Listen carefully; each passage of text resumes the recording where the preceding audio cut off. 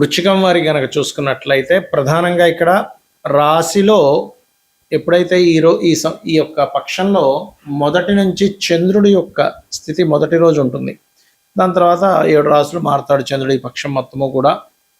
చతుర్థ భావంలో రాహు, పంచమంలో శని, రుణరోగ శత్రు స్థానంలో కుజుడున్నాడు, సప్తమ రవి, అష్టమంలో బుధ శుక్రులు, భాగ్యభావంలో గురువు యొక్క సంచారము, దశమంలో కేతు ఉన్నాడు.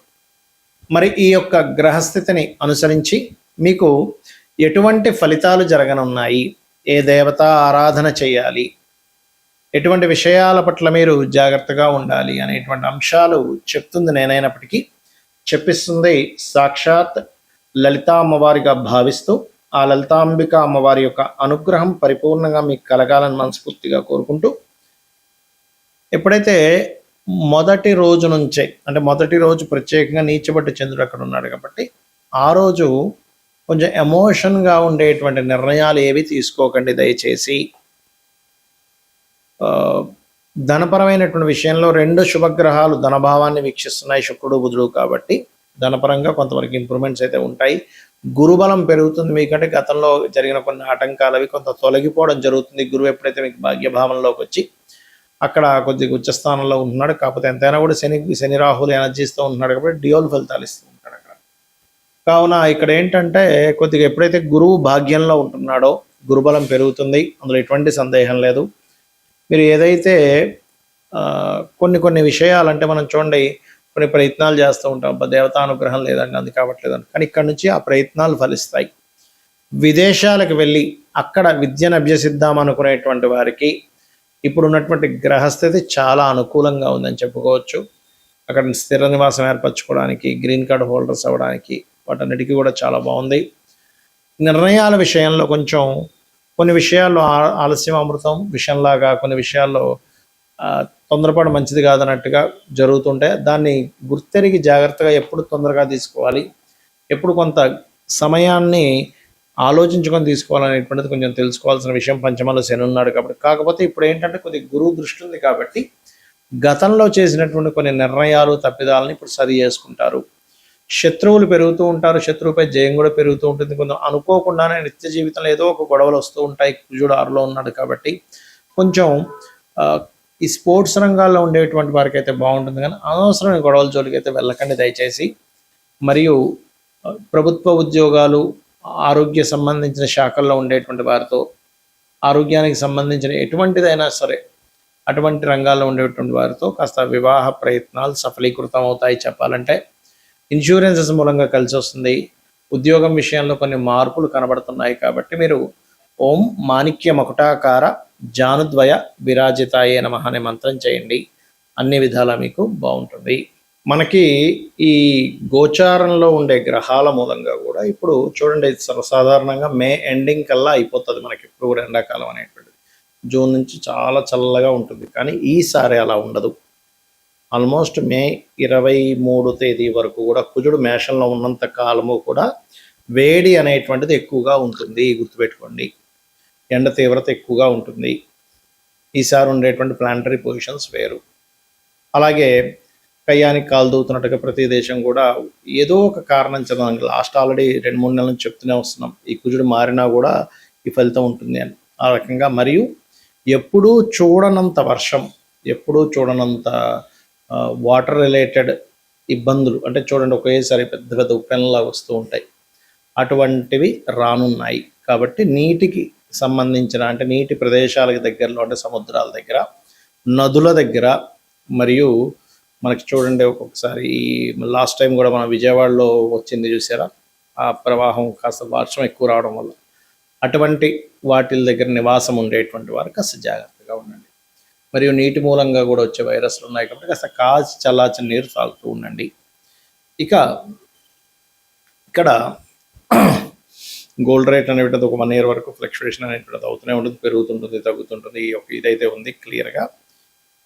ఇక మరొక విషయం ఏంటంటే ఒక రాజకీయ నాయకుడికి అతని పదవి మీద కొంత ఇబ్బంది పడే యోగం ఉంది, చాలా సీనియర్ రాజకీయ నాయకుడికి. ఎందుకంటే ఇక్కడ ఉండేటువంటి రవి ఉండే స్థితి, రవి రాశుల్లో ఉండే కేతు స్థితి ఉంది కాబట్టి రాజకీయ నాయకులు కొద్దిగా జాగ్రత్తగా ఉండాలి.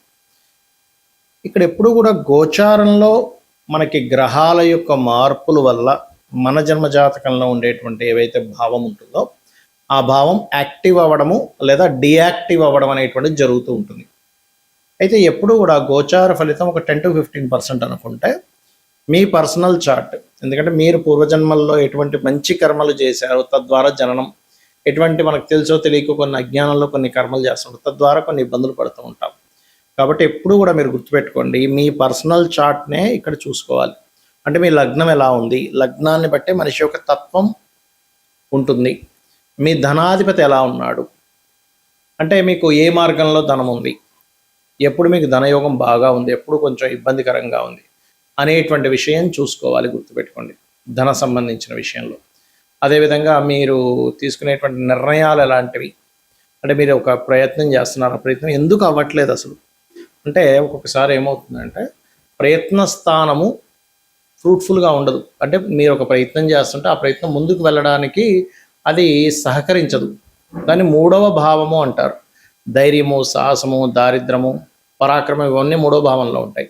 మీ మూడవ అధిపతి ఏ గ్రహానికి వచ్చింది ఆ గ్రహానికి సంబంధించిన దీపారాధన మరియు ఆ గ్రహ అధిష్టాన దేవతని కనుక ఆరాధించినట్లయితే అప్పుడు మీరు ఏదైతే ప్రయత్నం చేస్తుంటారో ఆ ప్రయత్నం సఫలీకృతం అవుతుంది.